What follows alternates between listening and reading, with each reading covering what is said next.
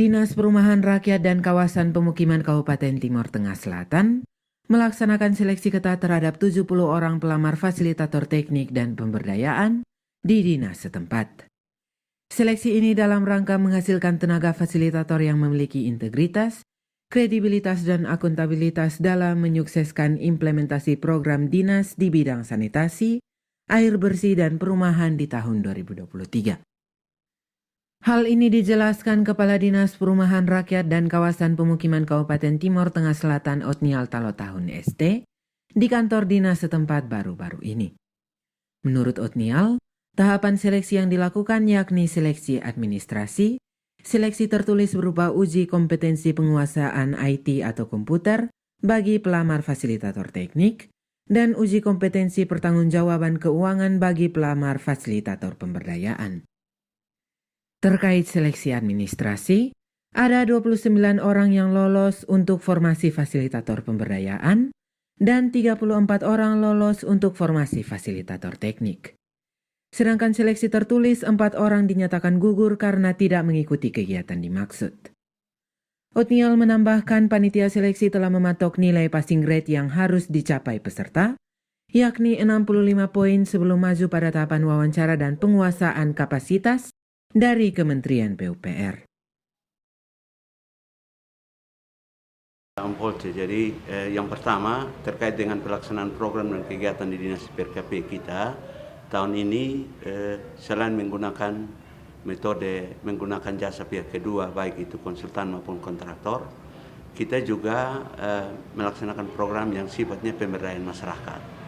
Nah, sehubungan dengan kegiatan ini melibatkan masyarakat, mulai dari perencanaan sampai pelaksanaan dan pemanfaatan termasuk di dalamnya pemeliharaan, tentu kemampuan dari masyarakat penerima bantuan itu sangat terbatas. Sehingga untuk mendampingi masyarakat dalam mengelola ini program, mulai dari perencanaan sampai dengan serah terima, itu dibutuhkan tenaga-tenaga pendamping yang punya kemampuan di dua aspek. Yang pertama itu aspek pemberdayaan, kemudian yang kedua aspek teknik. Nah, tahapan-tahapan sudah kita laksanakan, itu tahap pertama mulai pendaftaran.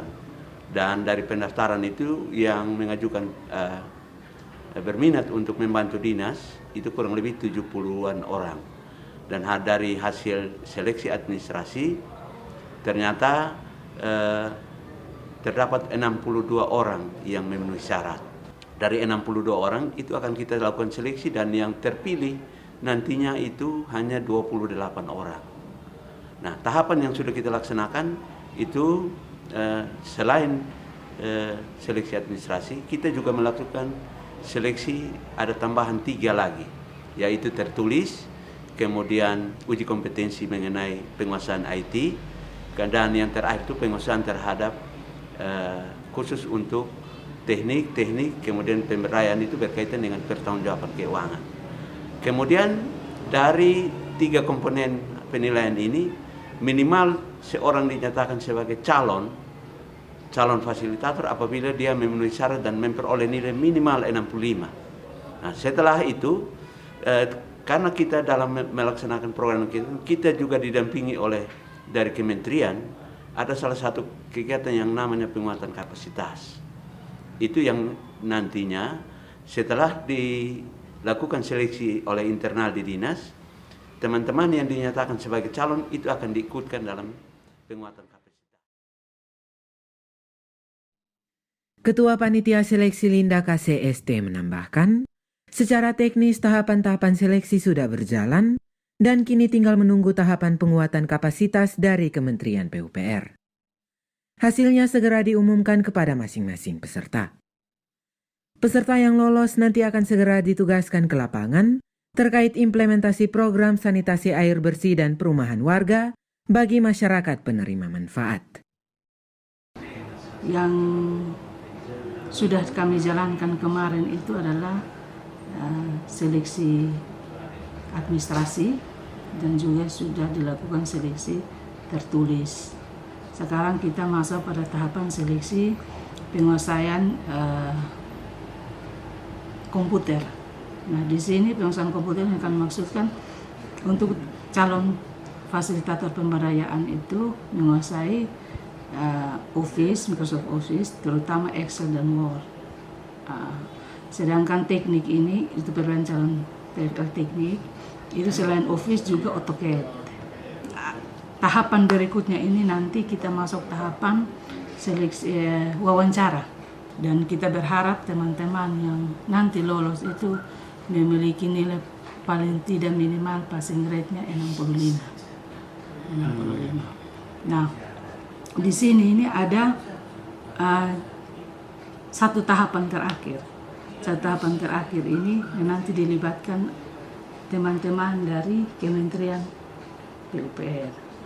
Nah, kewenangan teman-teman Kementerian PUPR itu nanti bobot penilaiannya itu ada 20, sedangkan kewenangan dinas ini ada 80. Tahapan penilaian dari teman-teman kementerian nanti itu dilakukan setelah ada pembekalan yang diberikan oleh teman-teman kementerian. Setelah itu baru ada proses penilaian oleh teman-teman kementerian. Nah, dari proses penilaian teman-teman kementerian digabungkan dengan penilaian dari dinas, itu yang setelah itu kami umumkan.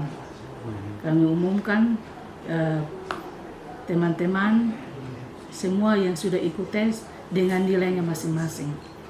Jadi tidak kami umumkan saja yang lulus, tetapi siapapun yang semua yang kemarin tadi sudah ikut itu, semua nilai akan kami umumkan sehingga mereka tahu masing-masing pribadi itu nilainya berapa.